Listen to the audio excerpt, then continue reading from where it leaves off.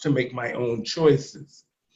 But now that we're in Canada, a place that is supposed to be so diverse and so welcoming, we are seeing so many of the refugees in the system, not just for trying to get a place to call home, but yet they're trying to access programs that are in a marginalized system already. Now, how do you tell Black people who come from a country that might, their country where they feel like they're at home, but yet they come here and want to feel at home because they're coming from something that doesn't offer them programs that can sort of make their lives better? Do you understand what I'm saying? What do you think where's the communication problem here?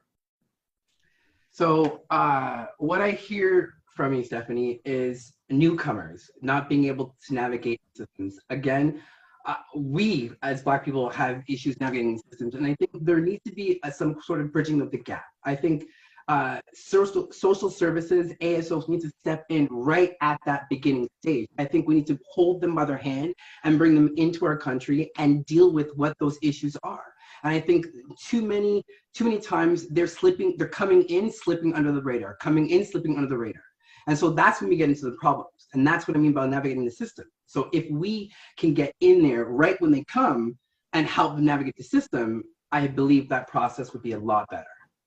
Okay, and now that you graduated, like I said before, what steps are you taking now to make the reality of what you want to happen? Black City, is that what you call it? Yeah, it's Black City, the village. And so okay.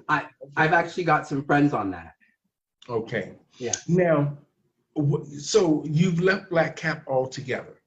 Correct. Okay. I'm not going to ask why. I'm just trying to make it all fit in, or connect.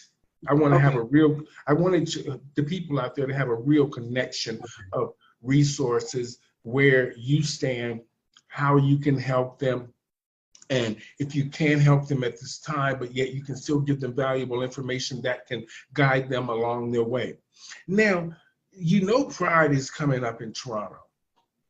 Correct. Now, we're dealing with all kinds of things, from the protests and the mere fact of this coronavirus thing here.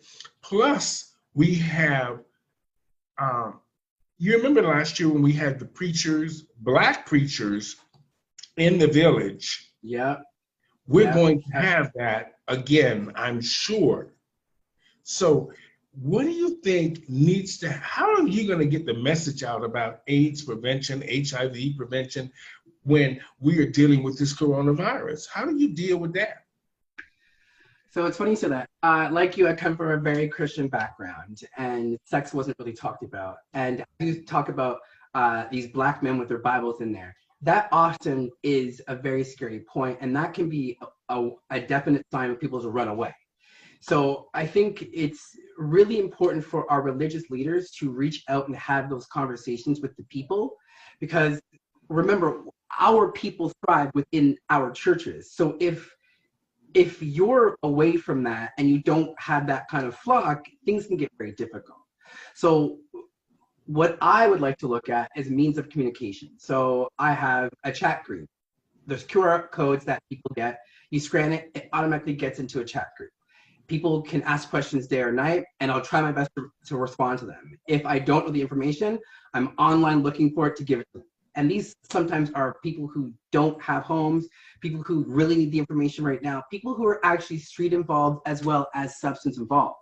So I want to be able to be available to them. So that's in the interim something that I've done. Mm-hmm. Now, how do you see over the years, how do you see the success of prevention? Has it really made a difference? All of the marketing, all of the handing out condoms, all of the preaching, all of the programs, have we seen real success in this community? So that's what takes me back. You know, if there are those who are not part of the community can't thrive. So we need people and companies who are willing to go and meet people where they're at. We need to go to Jane and Finch. We need to go to, you know, those areas. We have to go and meet people where they're at. If we're not prepared to do that, then we're not going to meet our mandate. We're not going to be able to save the people. And I think having those at the helm who are going to flee from the downtown core, because keep in mind, our community isn't the downtown. Our community is spread out here. We need to be able to reach them here. And we also need the funding to do it as well. So that's okay. Now, do you think there will be a cure for HIV? The truth is, I hope there will be. I have faith that there will be. But capitalism in a neoliberal society just tells me there won't be. If there is, they won't make it available. Okay. Now, I saw something in the US to where they're on the verge of finding a cure. Now, that came from the CDC.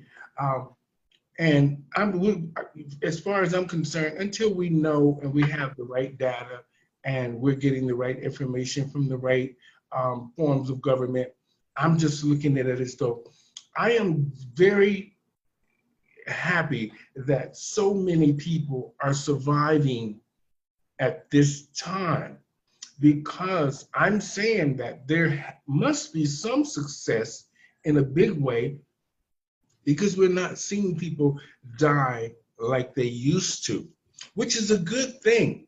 And I take my hat off to the government and to the pharmaceutical companies for making sure that people have their drugs available to them. And the fact that they have doctors to do follow-ups to make sure that everybody is okay. Now, with that being said, what do you think